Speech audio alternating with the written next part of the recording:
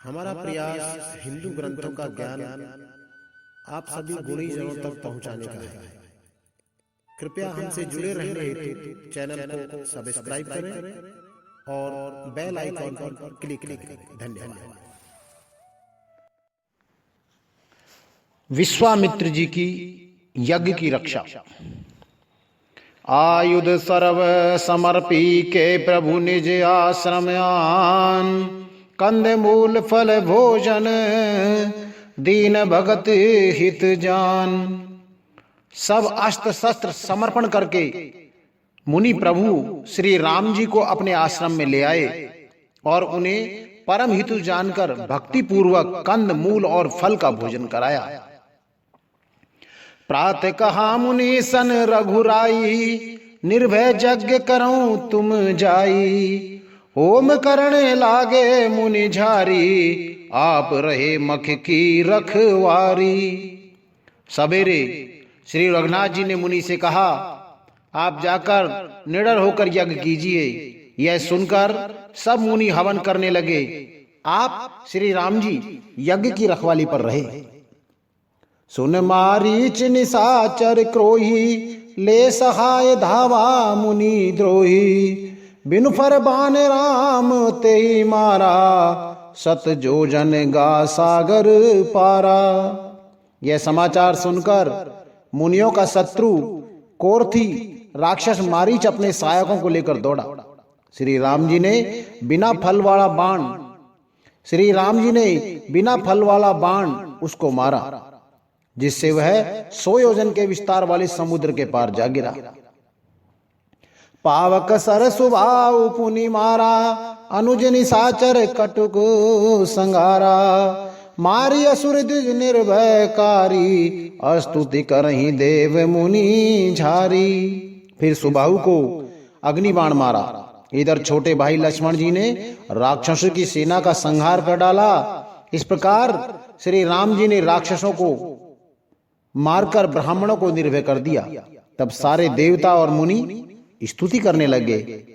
तह पुनि कछुक दिवस रघुराया, रहे कीन प्रविप्रन पर दाया।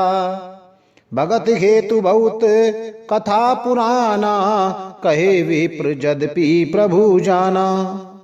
श्री रघुनाथ जी ने वहां कुछ दिन और रहकर ब्राह्मणों पर दया की। भक्ति के कारण ब्राह्मणों ने उन्हें पुराणों की बहुत सी कथाएं कही, यद्यपि प्रभु सब जानते थे। तब मुनि सादर कहा बुझाई, चरित एक प्रभु देखई जाई। धनुष जग सुनि रघुकुल नाथा, हरस चले मुनिवर के साथा। तदंतर मुनि ने आदर पूर्वक समझाकर कहा, हे प्रभु, चलकर एक चरित्र देखिए।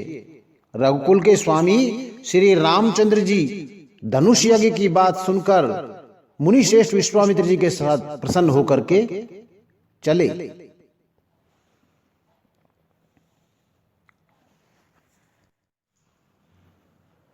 अहिल्या उद्धार।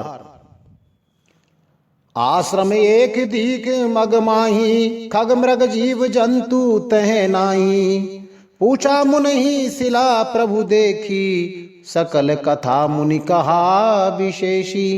मार्ग में एक आश्रम दिखाई पड़ा। वहां पशु पक्षी को भी जीव जंतु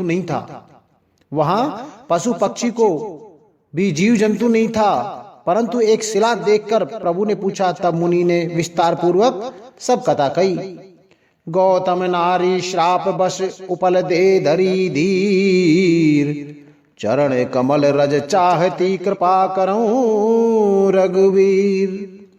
गौतम मुनि की स्त्री अहिल्या शापवश पत्थर की देह धारण किए बड़े धीरज से आपके चरण कमलों की धूलि चाहती है।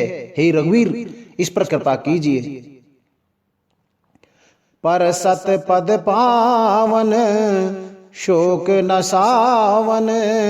प्रगट भई तप पुंज सही, देखत रघुनायक जन सुखदायक। सन्मुख होए कर जोरी रही, अति प्रेम अधीरा पुलक शरीरा। मुख नहीं आवई बचन कही, अतिशय बड़ भागी चरण न लागी, जुगल नयन जलधार बही। श्री राम जी के पवित्र और शोक को नाश करने वाले चरणों का स्पर्श पाते ही सचमुच वह तपोमूर्ति अहिल्या प्रकट हो गई। भक्तों को सुख देने वाले श्री रघुनाथ जी को देखकर वह हाथ जोड़कर सामने खड़ी रह गई। अत्यंत प्रेम के कारण वह अधीर होगी। उसका शरीर पुलकित हो गया, मुख से वचन कहने में नहीं आते थे। वह अत्यंत बड़भागिनी अहिल्या प्रभु के चरणों से लिपट गई और उसके दोनों नेत्रों से जल यानी प्रेम और आनंद के आंसुओं की धारा बहने लगी। धीरज मन कीना प्रभु कहु चिन्ना, रघुपति कृपा भगति पाई। अति निर्मल बानी स्तुति ठानी, ज्ञान गम्य जय रघुराई। मैं नारी पावन प्रभु जग पावन, रावण रिपुजन सुखदाई। राजीव बिलोचन भव भय मोचन, पाई पाई शरणई आई। फिर उसने मन में धीरज धरकर प्रभु को पहचाना और श्री रघुनाथ जी की कृपा से भक्ति प्राप्त की। तब अत्यंत निर्मल वाणी से उसने इस प्रकार स्तुति प्रारंभ की। हे ज्ञान से जानने योग्य श्री रघुनाथ जी, आपकी जय हो। मैं सहजी अपवित्र स्त्री हूं और हे प्रभु, आप जगत को पवित्र करने वाले, भक्तों को सुख देने वाले और रावण के शत्रु हैं। हे कमल नयन, हे संसार के भय से छुड़ाने वाले, मैं आपकी शरण में आई हूं। मेरी रक्षा कीजिए, रक्षा कीजिए। मुनि शाप जो दीना, अति भल कीना, परम अनुग्रह मैं माना। देखऊं भर लोचन हरि भव मोचन, यही लाभ शंकर जाना। बिनती प्रभु मोरी मैं मति भोरी, नाथ न मांगऊं बर आना। पद कमल परागा रस अनुरागा, मम मन मधुप करे पाना। मुनि ने जो मुझे शाप दिया सो बहुत ही अच्छा किया। मैं उसे अत्यंत अनुग्रह करके मानती हूँ कि जिसके कारण मैंने संसार से छुड़ाने वाले श्री हरि को नेत्र भर के देखा है, इसी को शंकर जी सबसे बड़ा लाभ समझते हैं। हे प्रभु, मैं बुद्धि की बड़ी भोली हूँ। मेरी एक विनती है, हे नाथ, मैं और कोई वर नहीं मांगती, केवल यही चाहती हूँ कि मेरा मन रूपी भौरा आपके चरण कमल की रज के प्रेम रूपी रस का सदा पान करता रहे। जेहि पद सुर सरिता परम पुनीता, प्रगट भई शिव शीश धरी। सोई पद पंकज जेहि पूजत अज मम, सिर धरे कृपाल हरि। ए भांत सिधारी गौतम नारी, बार बार हरि चरण परी। जो अति मन भावा सो बरु पावा, गैपति लोग आनंद भरी। जिन चरणों से परम पवित्र देव नदी गंगा जी प्रकट हुई, जिन्हें शिवजी ने सिर पर धारण किया और जिन चरण कमलों को ब्रह्मा जी पूजते हैं, कृपाल हरि आपने उन्हीं को मेरे सिर पर रखा है। इस प्रकार स्तुति करती हुई बार बार भगवान के चरणों में गिरकर जो मन को बहुत अच्छी लगा, उस वर को पाकर गौतम की स्त्री अहिल्या आनंद में भरी हुई पति लोक को चली गई। अस प्रभु दीन बंधु हरि कारण रहित दयाल, तुलसीदास सटते भजो छाड़ी कपट जंजाल। प्रभु श्री रामचंद्र जी ऐसे दीन बंधु और बिना ही कारण दया करने वाले हैं। तुलसीदास जी कहते हैं, हे शट, हे मन, तू कपट जंजाल को छोड़कर उन्हीं का भजन कर। श्री राम लक्ष्मण सहित विश्वामित्र जी का जनकपुर में प्रवेश। श्री राम लक्ष्मण सहित विश्वामित्र जी का जनकपुर में प्रवेश। चले राम लक्ष्मण मुनि संगा, गए जहां जग पावनी गंगा। गादी सुनो सब कथा सुनाई, जे प्रकार सुरसर मही आई। श्री राम जी और लक्ष्मण जी मुनि के साथ चले। वे वहां गए जहां जगत को पवित्र करने वाली गंगा जी थी। महाराज गादी के पुत्र विश्वामित्र जी ने वह सब कथा कह सुनाई जिस प्रकार से देव नदी गंगा जी पृथ्वी पर आई। तब प्रभु ऋषि ने समेत नहाए, विविध दान मही देवन पाए। हरस चले मुनि वृंद सहाया, बेग विदेह नगर नियराया। तब प्रभु ने ऋषियों सहित गंगा जी में स्नान किया। ब्राह्मणों ने भांति भांति के दान पाए। फिर मुनिवृंद के साथ वे प्रसन्न होकर चले और शीघ्र ही जनकपुर के निकट पहुंच गए। पुर रम्यता राम जब देखी, हर से अनुज समेत विशेषी। बापी कूप सरती सरनाना, सलिल सुशासन मनी सोपाना। श्री राम जी ने जब जनकपुर की शोभा देखी तब वे छोटे भाई लक्ष्मण सहित अत्यंत हर्षित हुए। वहां अनेक बावड़ियां, कुएं, नदी और तालाब हैं जिनमें अमृत के समान जल है और मणियों की सीढ़ियां बनी हुई है। गुंजत मंजू मंते रस भंगा, कूजत कल बहु बरण बिहंगा। बरण बरण बिक से बन जाता, त्रिविध समीर सदा सुख दाता। मकरंद रस से मतवाले होकर भौरे सुंदर गुंजार कर रहे हैं। रंग बिरंगे बहुत से पक्षी मधुर शब्द कर रहे हैं और रंग रंग के कमल खिले हैं। सदा सब ऋतुओं में सुख देने वाला शीतल मंद सुगंध पवन बह रहा है। सुमन वाटिका बाग बन विपुल विहंग निवास। फूलत फलत सुपल्वत सोहत पुर चहूं पास। पुष्प वाटिका, फुलवारी, बाग और वन जिनमें बहुत से पक्षियों का निवास है, फूलते फलते और सुंदर पत्तों से लदे हुए नगर के चारों ओर सुशोभित हैं। बनहिन बरनत नगर है निकाई, जहां जाई मन तई लोभाई। चारू बाजार विचित्र अंबारी, मनि में विधि जन स्वय कर सवारी। नगर की सुंदरता का वर्णन करते नहीं बनता। मन जहां जाता है वहीं लुभा जाता है। मन जहां जाता है वहीं लुभा जाता है। सुंदर बाजार हैं, मणियों से बनी हुई विचित्र छज्जे हैं, मानो ब्रह्मा ने उन्हें अपने हाथों से बनाया है। धनिक बनिक बर धनद समाना, बैठे सकल वस्तु ले नाना। चौहट सुंदर गली सुहाई, संतत रहे सुगंध सिंचाई। कुबेर के समान श्रेष्ठ धनी व्यापारी सब प्रकार की अनेक वस्तुएं लेकर दुकानों में बैठे हैं।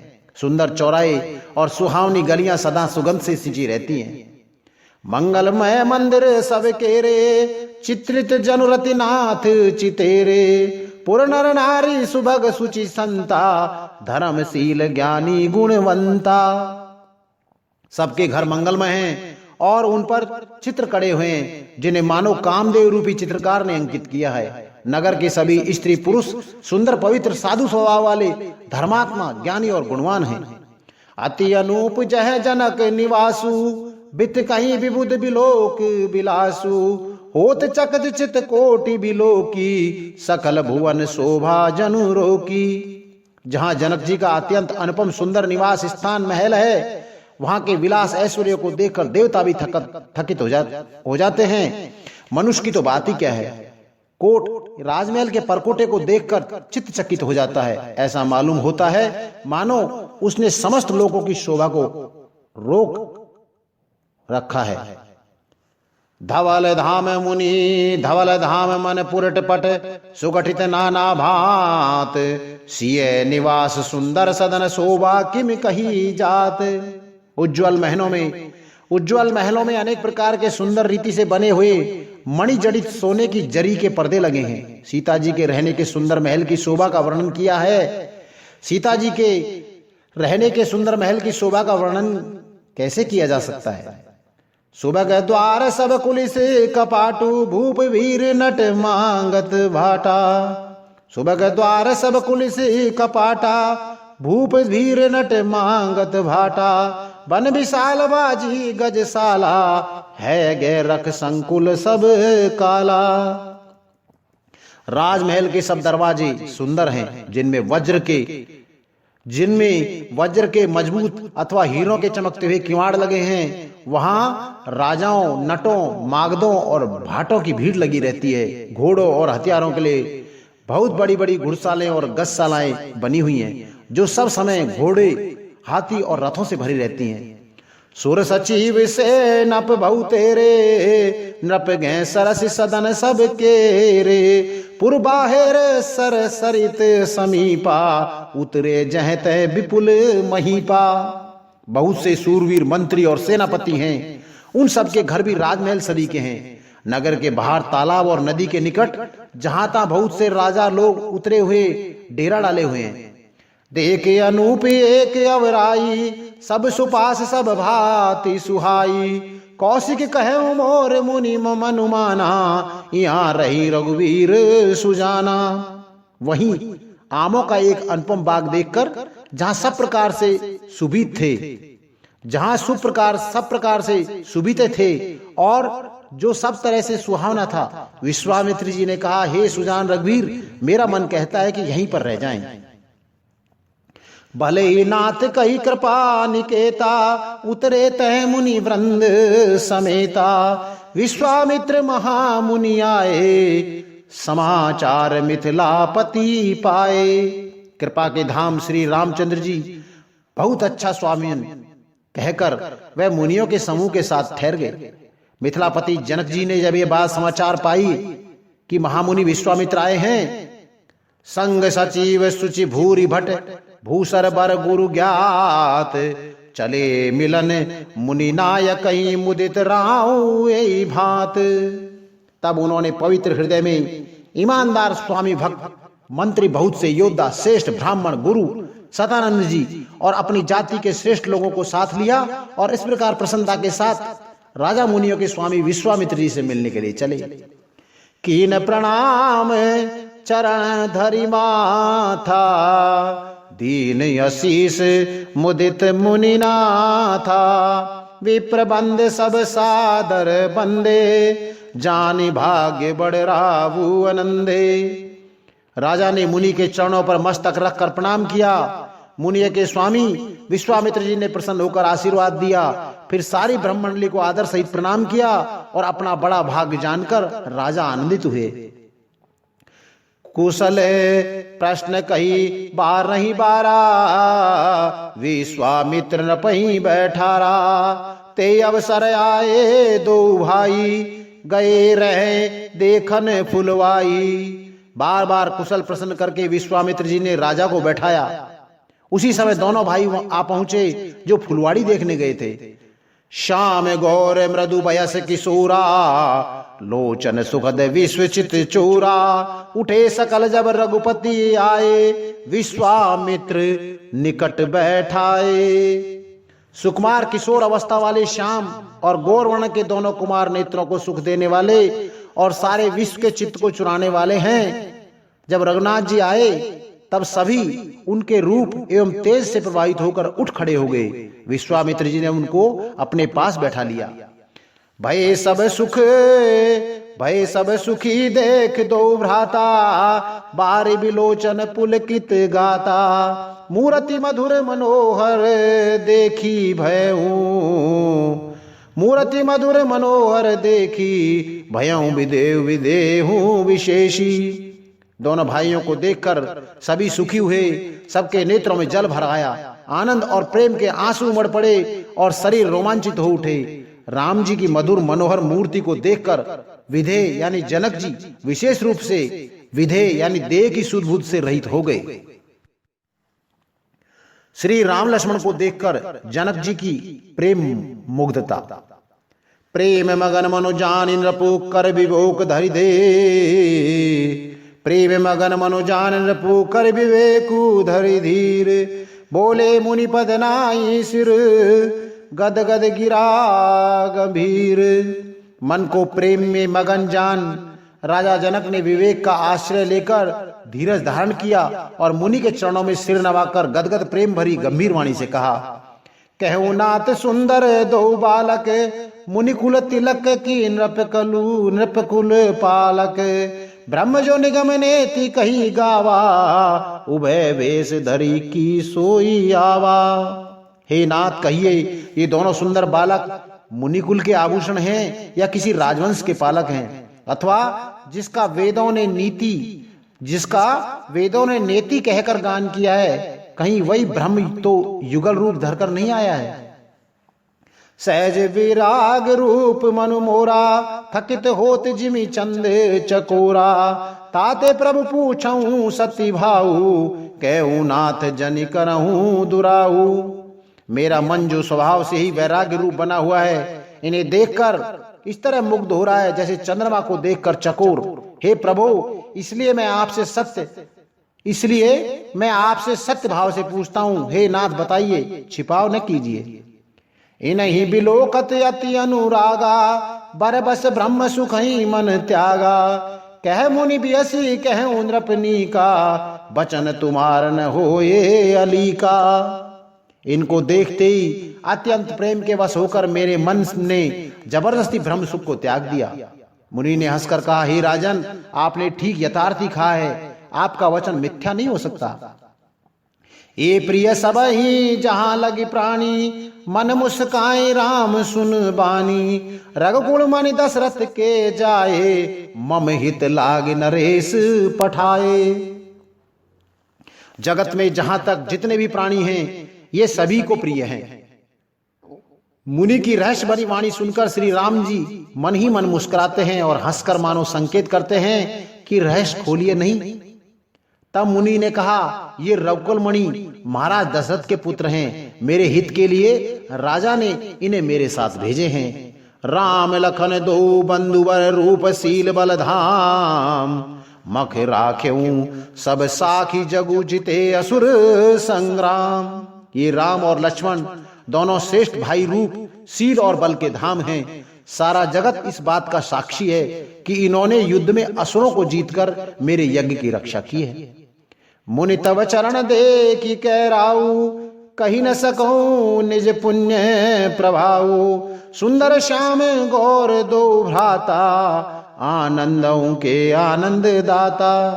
राजा ने कहा, हे मुनि, आपके चरणों के दर्शन कर मैं अपना पुण्य प्रभाव कह नहीं सकता। ये सुंदर श्याम और गौरवर्ण के दोनों भाई आनंद को भी आनंद देने वाले हैं। इनके प्रीति परस्पर पावनी, कहीं न जाय मन भाव सुहावनी। सुनहु नाथ कह मुदित विदेहु, ब्रह्म जीव इव सहज सनेहु। इनकी आपस की प्रीति बड़ी पवित्र है और सुहावनी है। वह मन को बहुत भाती है, पर वाणी से कही नहीं जा सकती। विधे यानी जनक जी आनंदित होकर कहते हैं, हे नाथ सुनिए, ब्रह्म और जीव की इस तरह इनमें स्वाभाविक प्रेम है। ब्रह्म और जीव की तरह इनमें स्वाभाविक प्रेम है। पुनि पुनि प्रभु हुई चितव नर नाहु, पुलक गात उर अधिक उछाऊ। मुनि ही प्रशंसी नाई पद सीसु, चले लवाई नगर अवनीसु। राजा बार बार प्रभु को देखते हैं, दृष्टि वहां से हटना ही नहीं चाहती। प्रेम से शरीर पुलकित हो रहा है और हृदय में बड़ा उत्साह है। फिर मुनि की प्रशंसा करके और उनके चरणों में सिर निवाकर राजा उन्हें नगर में लिवा ले चले। सुंदर सदन सुखद सब काला, तहां बासुले दीन बुहाला। करी पूजा सब विधि सेवकाई, गयऊं राव गृह विदा कराई। एक सुंदर महल जो सब समय सभी ऋतुओं में सुखदायक था, वहां राजा ने उन्हें ले जाकर ठहराया। तदंतर सब प्रकार से पूजा और सेवा करके राजा विदा मांगकर अपने घर गए।